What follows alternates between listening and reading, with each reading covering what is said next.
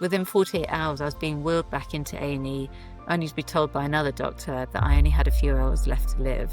And I realized that actually I had sacrificed all of the important things in my life in favor of promotions and pay rises. I realized that actually none of those things were important. I've previously described it as a reinvention. I think it was actually a recalibration. I'm really excited to be getting this new series going. You and I have come together as part of the Unstoppable Women book, which is an exciting project bringing together stories of women and their journeys through time. What are your 3 unbreakable balls? The 3 things that you're like, I cannot allow these to break.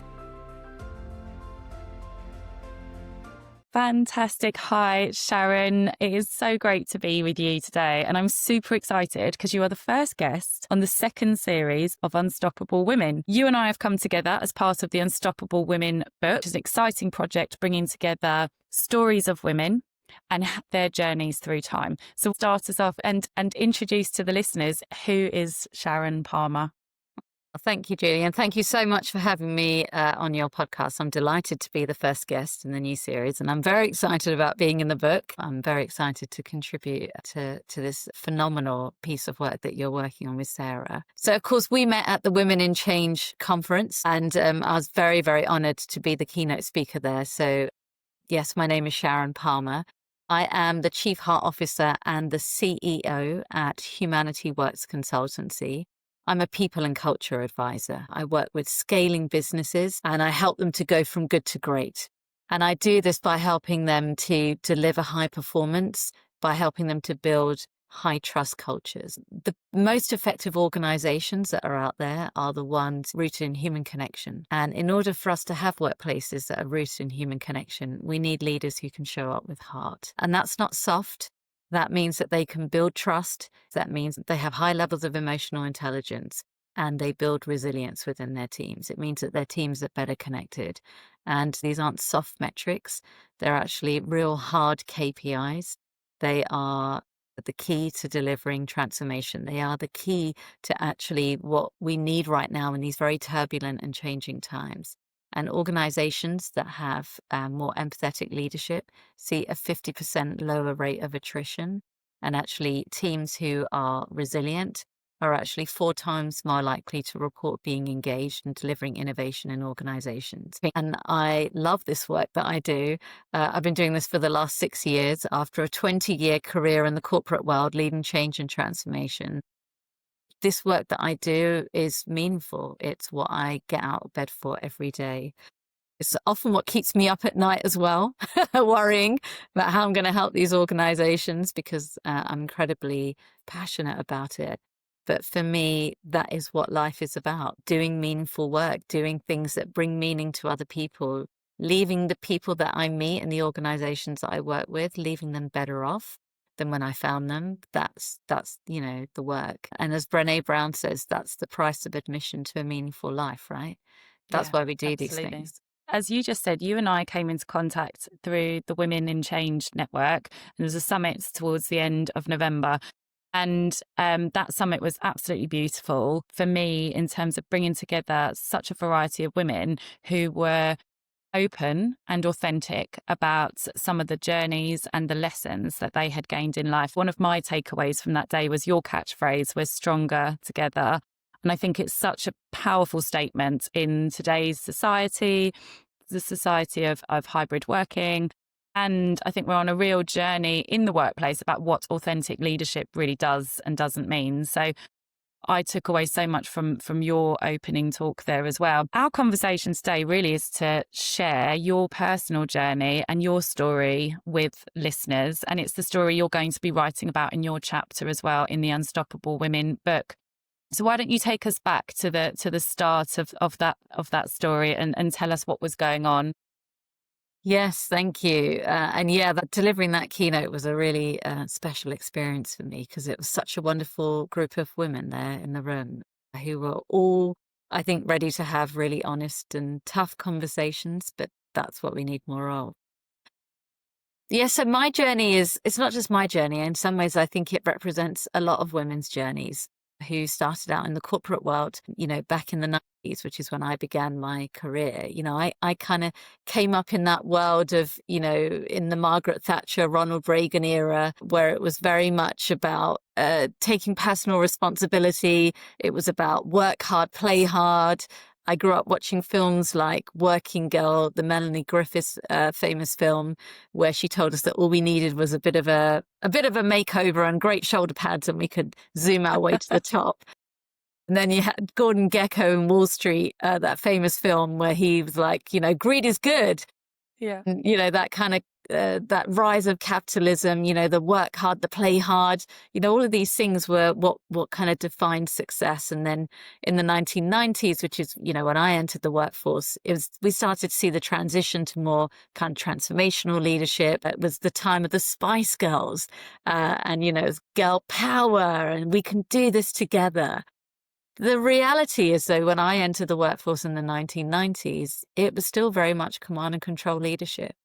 It was still very hierarchical. It was still quite patriarchal, I have to say. And, some of the advice that I got very early on in my career was, Sharon, put your head down, do the work, keep going, push through, and you'll get noticed, and it was like, hit the targets. And it was very sharp elbows still, it wasn't really collegiate. I didn't really see those transformational leaders. I think we understood that, but that wasn't really the reality. And I wanted to succeed. I was ambitious. So I was like, forget the collegiate stuff. I'm not doing that. I'm going to hit the targets. I'm going to work hard. I'm going to put in the hours, and I want to be noticed. And I was. And, I got promoted, and I got those pay rises, and bought a nice house, and had a nice car, and I had all the things, the things that were meant to be what made you happy. And I can remember as I was going through my career and I was getting more and more senior, head of digital, like every time I got those promotions, I definitely noted I felt emptier and emptier each time. But I didn't do anything about it because I was still on that treadmill. I was still going. And if you'd have asked me at that time, did I think I was resilient? I'd have been like, yes, I'm tough. And then, I hit this point in my career and in my life where that so-called resilience was really tested. And the truth was that I wasn't. In 2014, I was undergoing a very routine surgery on my ovaries just to have a fibroid removed, which many women go through. It's meant to be very routine. During that surgery, the surgeon made a mistake and she cut my bowel. She put a stitch in it, and she sent me home that day saying, don't worry, everything will be fine. I put a stitch in it. Nothing will happen. Fortunately, that wasn't the case. Within 48 hours, I was being wheeled back into A&E, only to be told by another doctor that I only had a few hours left to live. And I developed something called peritonitis. Tinnitus is like septicemia, and my bowels had leaked into my body. And one by one, my organs were shutting down, which is why I was in so much pain. And I can remember in that moment when I was being given that information, I had this intense moment of clarity, even through the morphine. And I realized that actually I had sacrificed all of the important things in my life in favor of promotions and pay rises. And when everything was about to be taken away from me, I realized that actually none of those things were important. And it was a terrible feeling of regret, and a sinking feeling that I'd really messed this up. And I didn't know if I was going to be given a second chance. And it looked very bleak at that stage. And I remember having to say goodbye to my mum and dad. It was awful because the truth is we didn't know whether we were going to see each other after this surgery because the chances of me surviving just were quite low. I obviously came out of that experience, and I won't talk through what I went through in the hospital because it's too awful to talk about. But I remember when I came out of that experience, everybody was like, you need to push through. Same mantra. You need to be strong, be resilient. You've got a second chance in life. You're so lucky to be here. Forget about what's happened. Just move on. And it was a bit like, chapter over, off you go, be strong. So I was like, that's a good strategy. I'll do that. So I kind of forgot, not forgot, but I put to one side kind of neatly in a box and was like, shh, don't worry about that. You're all right. And so I went and got an even higher paying job and a more senior role than the one that I had beforehand. Of course you did. Of course I did, right?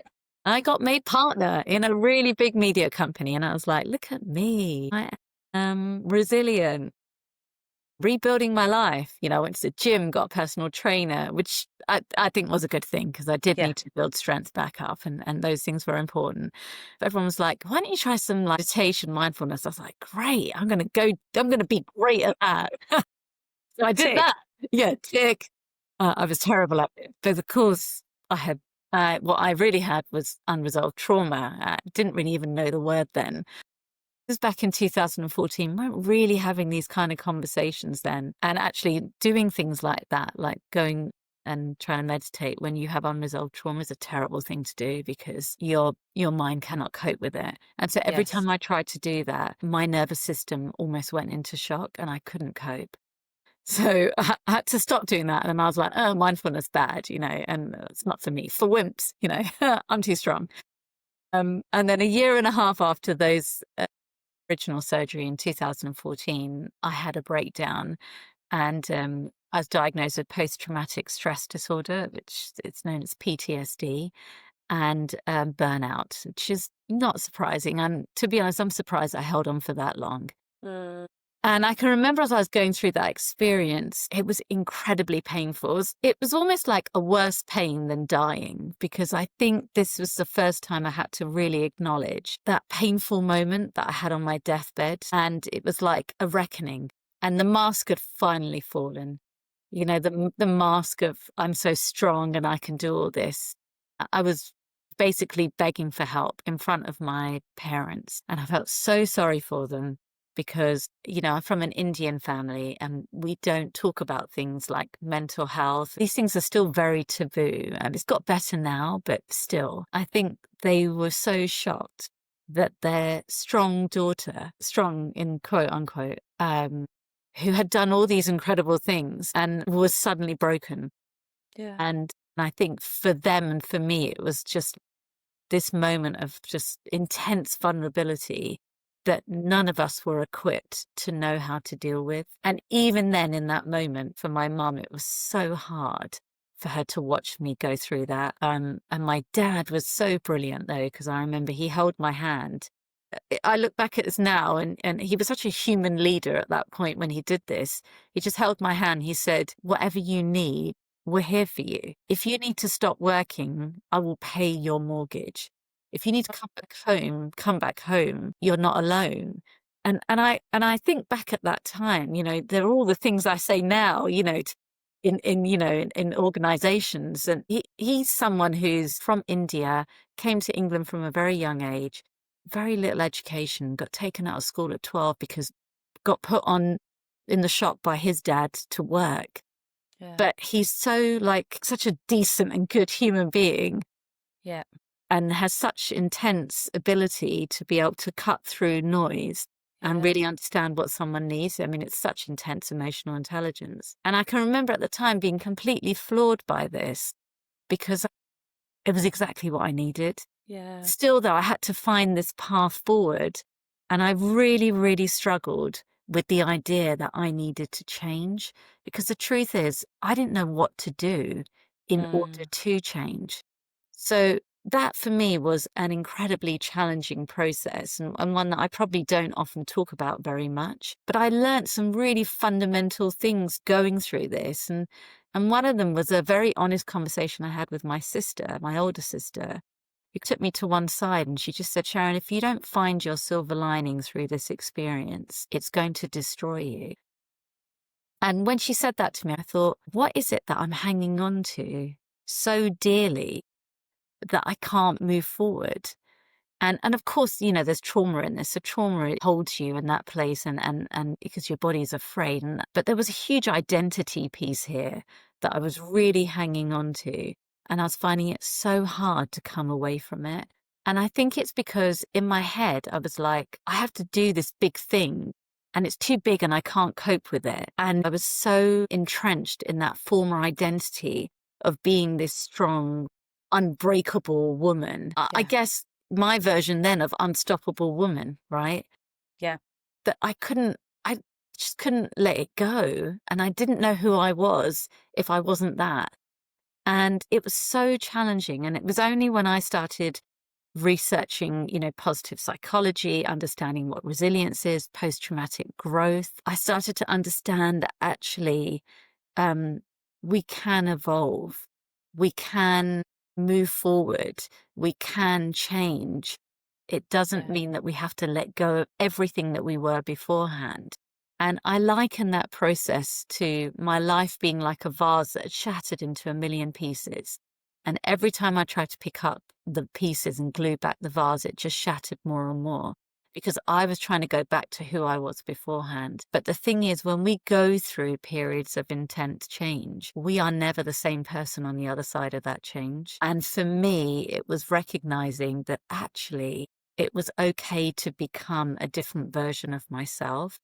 The process of change was actually not linear and it was slow.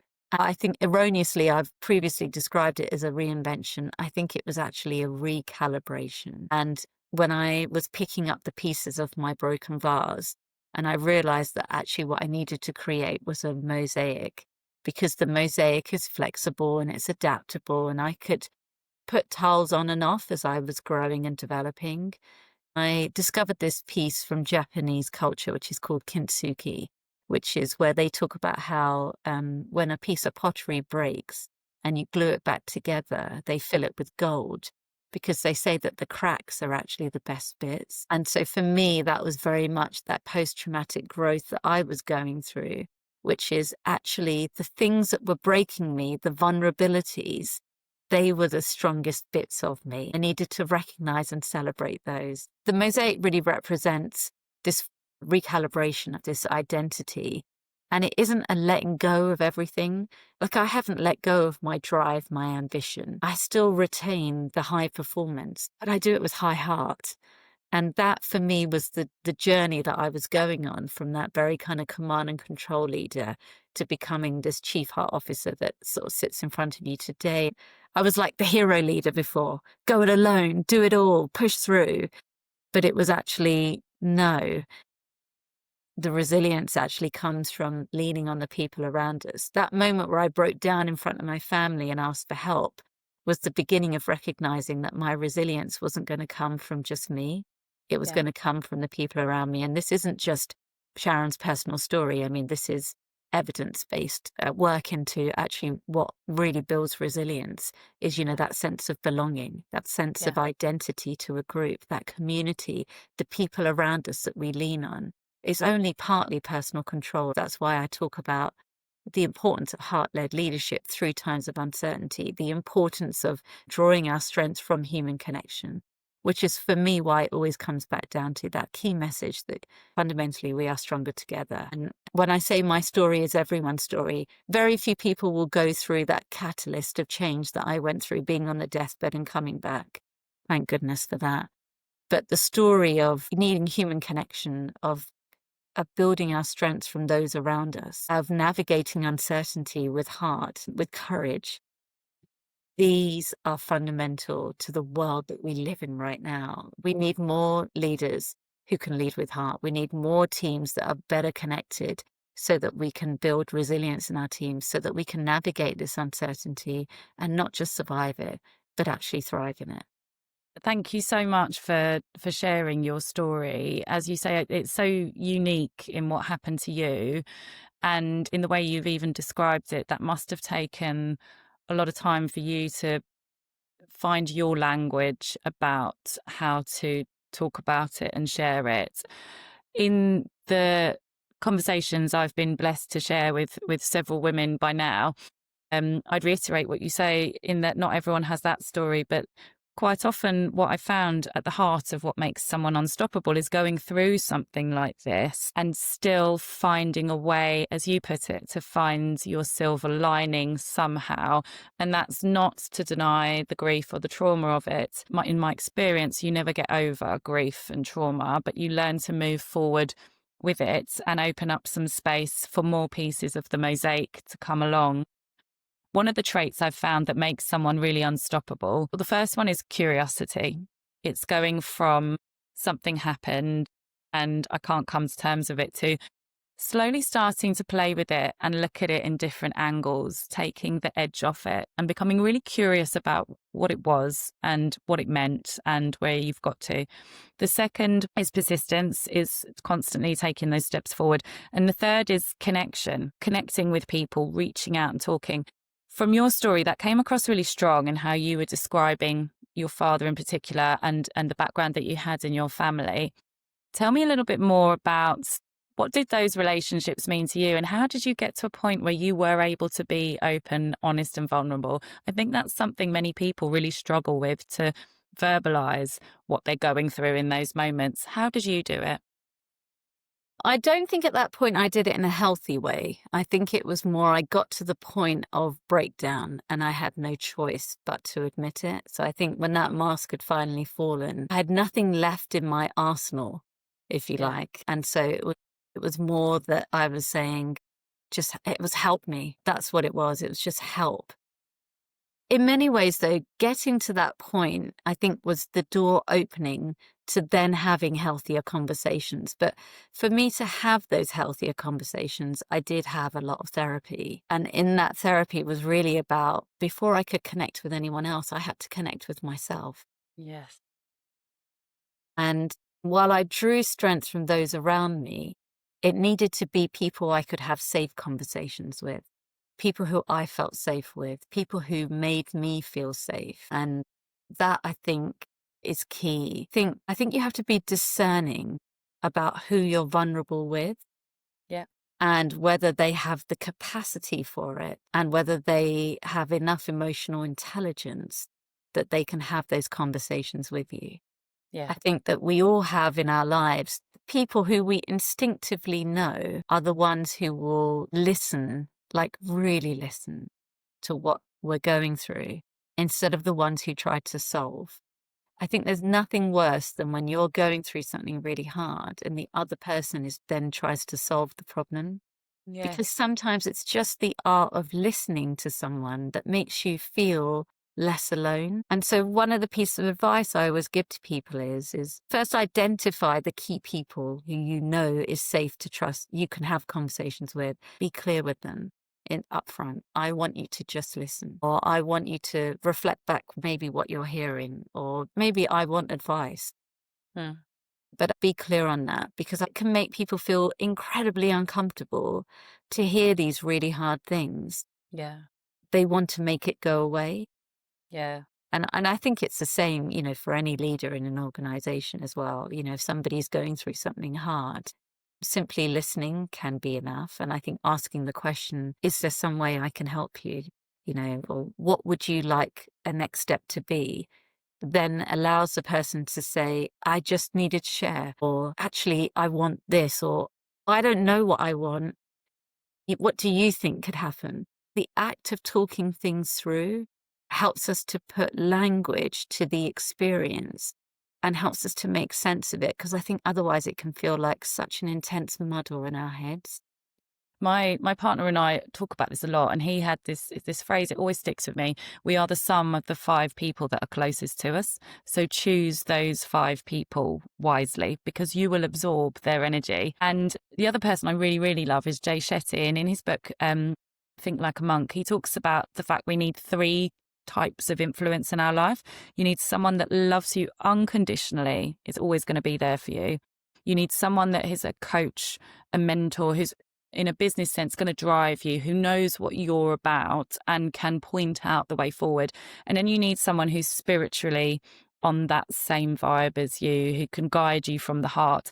And mostly they're not the same person. Yeah. And also we need to understand the difference of which role different people in our lives plays, and not get them muddled. And it's always stuck with me, because I used to ask my mum for career advice, and she very quickly started saying to me, Julie, I can't advise you anymore. You're doing things I've never done. And it kind of hit me. You've got to ask the right person the right question, and be able to spot who those people are. So I love that you had that around you. for many of us, when we go through a difficult time, we're very fortunate to have people around us. And to anyone that doesn't have that, it's never too late. Be mindful who you're reaching out to. The other thing that you really touched on there that I'd love to unpick a bit more with you is this idea of, is it unraveling or identity shift, who we thought we were before and who we are now becoming. That's something I've heard a lot, and it really resonates with me, thinking we're this one person and driving for this one type of life, and something catastrophic happening that makes us realize that's maybe not what I'm about. You used the phrase, it felt a bit empty when you were reaching the milestones and getting the places you thought were the big ticket items. Tell me a bit about that and share your story of how did that feel to you, and how did you then started to become comfortable with the new stitching together of your mosaic? Yeah, so that is, I think part of it is to do with the fear of change, and our relationship with uncertainty and the way our kind of minds and our bodies react to it. And I think for those of us, particularly, this isn't just for women. I think anybody who has is very feels very identified with their career. I think when you start to have these shifts, or you start to is this the right thing? It's scary, because even if you ask someone who they are, they will tell you what they do. Very rarely does someone go I am this person. Yes. It's almost like, here are my credentials. Now, now you know who I am. But no, I don't. I know what work you do, but I don't know who you are as a person. And I think for me, when I was going through my career and I was getting these promotions, but they were starting to feel increasingly empty, that was, I think, my soul crying out. But I didn't want to hear it. That's the truth. I wasn't ready to hear it. And I was afraid. So they were massive red flags, and I shut them down. Yes. But I didn't know how to get off that trajectory. And I didn't know what anything else could look like, because it wasn't exactly role model, particularly at that point either. And so I felt like I just had to keep going. And then when it all broke down and I had no choice but to face the reality, that unraveling is really, I think, took me back to that point on my deathbed where I recognized that I'd sacrificed everything for love. And it was this realization, and it was a hard realization, that life that I'd been living was actually someone else's life. It wasn't actually in line with who I am as a person. And I think that unraveling was me, what I call it was my recalibration, was recognizing that actually I was ambitious and all these things, but actually I was a very sensitive person. I do love deeply, and connection is important. And I think it was really going back to the core of who I am. There's a couple of psychological constructs that I think are really good to think about when, in terms of other women are going through this, and they're finding this challenging. One of them is William Bridges' work on transitions. That talks about what happens to us as we're going through process of transitioning, of changing. He describes it in these 3 parts. The first element is recognizing that the last part is ending, and not to be afraid of that, but to celebrate that ending. We don't do enough of that. If an entire, team, department, way of working, or system is changing, we have to celebrate that Yes. bit is ending. Otherwise, it's like carrying around a lot of grief. Yeah. So we need to mark it. And then the second bit that we go into, this kind of second phase, is what we call the container phase, the safe zone. So I was describing, I was having safe conversations with people that I trust. And that human connection at that point is incredibly important, because we make sense of all these challenges through our conversations with other people. And it's at this point that we want to start to try and experiment a little bit with who we're moving towards. And that then gives us the safety. And then the third element is the new beginnings. And that, again, you need to do with other people. So who's going on this journey with me? Like you said, who's on that vibe? Who's my tribe? And starting to surround yourself with those people, and starting to co-create with other people this new version of you. reinvention is almost too scary for people. Big word. It's too sharp. It's too Yeah. big. It's like I have to leave behind everything and go to something else. For people who are, say, perfectionists, who are what we call in psychological terms have often black and white thinking, it's too strict and it's too extreme. But I think recalibrations is like step by step. It's a process. It's a journey.